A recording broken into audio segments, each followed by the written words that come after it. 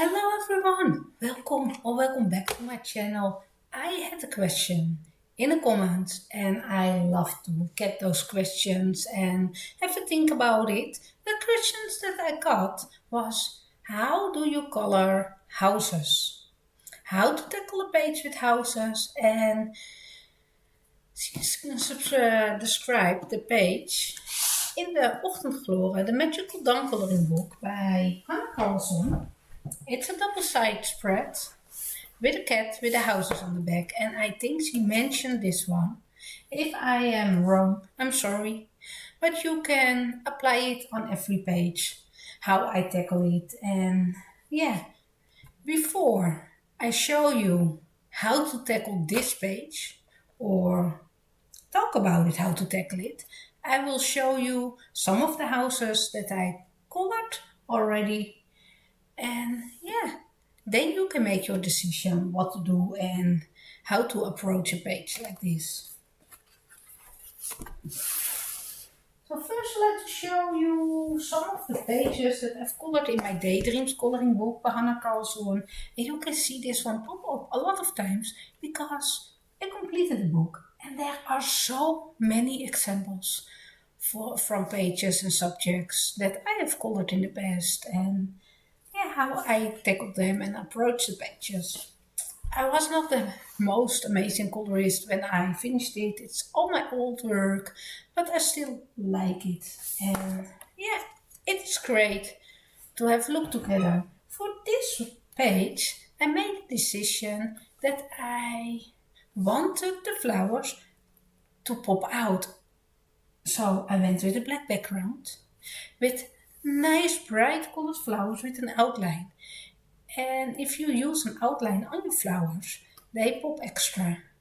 Because I really wanted the flowers to have their focus on the page, I tried to blend the houses in a little. I wasn't that great at it, but I think it's still working because I went in with the gray tones. And to be honest, they are a little too light to really be blending in the background. So that was my practicing point that if I want to color it again, I want to make them darker, less highlighted, so they can fade in even more in the background. So that is one approach that you can take at it. Then sometimes I think it's hard to color houses, let's face it. Leaves, animals are way easier than coloring houses and buildings. I don't know why I'm feeling it. So for this one, I picked up some color pencils. I might had some inspiration from somewhere on the internet. I'm not sure. Maybe I just select randomly two colors. I cannot remember, to be honest. And I started with this orangey color, yellowy color, and those blue tones, and I colored everything. So all those buildings got the same colors. That is something you can do, and it's more relaxing to color it this way, not think about it, only some places to shade some more, adding some highlights, and yeah. With the roofs of the buildings, I try to create some more interesting look to shade them all differently, and yeah. Very easy, simple way to approach a page with houses. Sometimes I went crazy with all the colors and I throw random colors on my page, and yeah, I was happy with the look of it. Especially because this page is a matching color palette, and to be honest, it is owl, it's working out so much better compared to the houses. Do you agree? This one is looking way better than the house pages. That's okay. So you can throw in random colors if you like. Do what you like, and yeah, what you feel like coloring, right? The most important thing is to have fun when coloring. Then I also use sometimes limited color palettes. When I first got my Derwent Light set, Lightfast pencils, there was only a 36 set. So I challenged myself to use them on this page. And they were very natural looking colors. So there were not many colors left for me to pick in the 36 set. So that's why I came up with this color palette.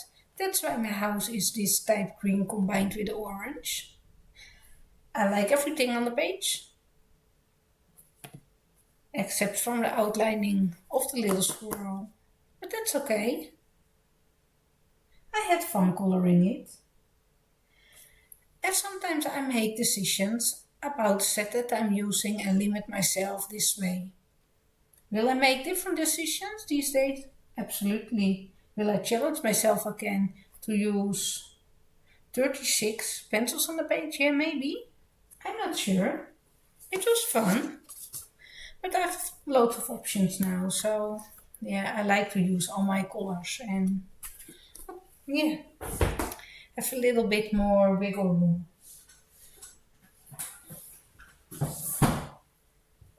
Sometimes I get my inspiration from different things. Let me first have a look which houses I flagged.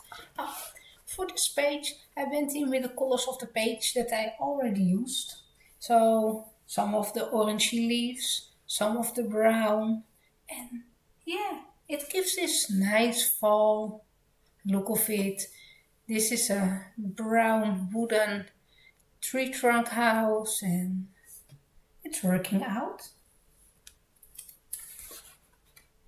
I think. Then I was in Sweden last summer, and there are a lot of wooden houses, red ones, green ones, yellow ones. So that was my inspiration for this page. I wanted to have more realistic look of the page, of the houses on this page, and I'm really happy with the outcome of it. So that is why I went for those colors on this page. For this one, it's one of my recent completed pages. I've colored those flowers already yellow. So I was thinking, yeah, why not also adding it in for the castle, right? So I created a really limited color palette on the page, and that is also an approach to use the colors that already are there without limiting at the start of my coloring. When I started coloring this page, I didn't limit myself with only those pencils. It just turned out I've used those pencils. So it is a limited color palette, but not restricting myself to the palette, if it makes sense to you. And then we have this mermaid house. It is really fantasy looking and yeah, it's suiting the page. I think it's okay. It's not my favorite, but it's okay.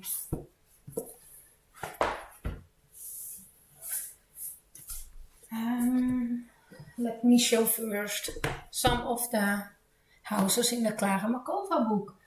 Those houses are totally different. And I went for a totally different approach of the pages. And that is so much fun to take a look at your own work and see the decisions on my different houses.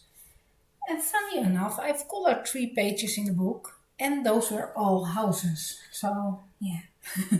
For this one, I went with a more natural look, and I added in the purple and the orange to create a highlighted and a pop of color on the page.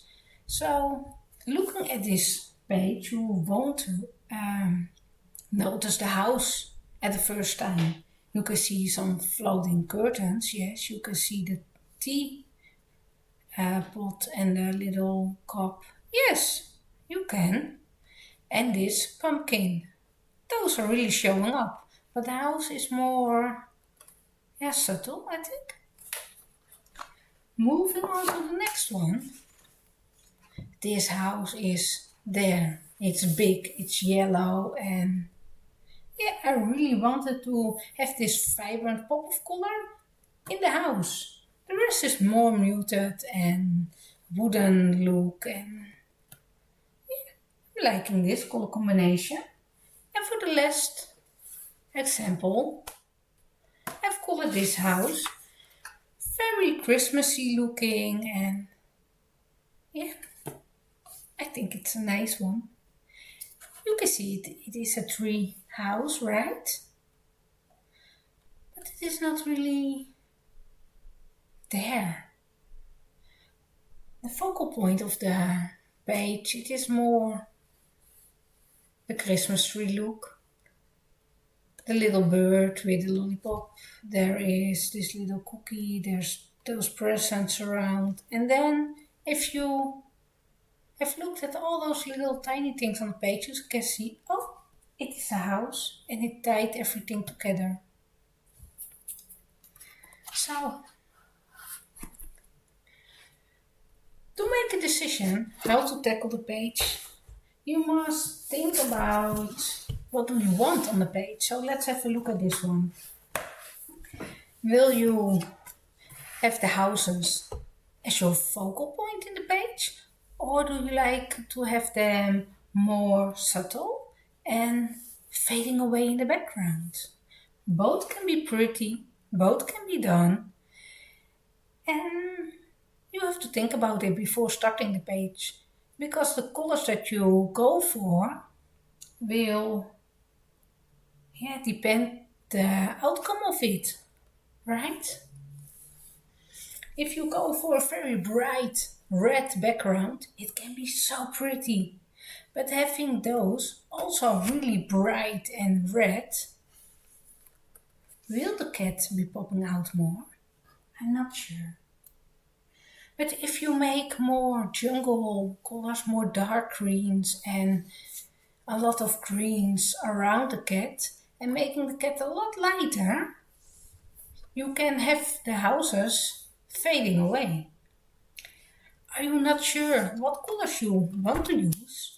You always can have a look at the internet at color palettes, right? Or take a look at Pinterest and search for the page and see how other people already colored and complete the pages, and you might find one that you like to copy because you got a lot of inspiration from it and you think it turned out perfect.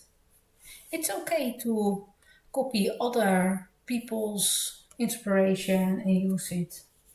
You also can take a look at color combinations. I have this beautiful book filled with a lot of color combinations, and at one page like this one you kept the colors that they used and they combined it in different combinations, and the outcome of every single one is different, even they've used the same color palette. So you can clearly make a decision. Do you like it, or do you want to change something, or have a play with it. If you want to go for a more jungle look, you can I think go more for the greens. I'm not sure if I'm able to find it very quick. Maybe in the back of the book I can find keywords. Maybe. Let's find it. No, not really jungly. It is just mine. Well, you know.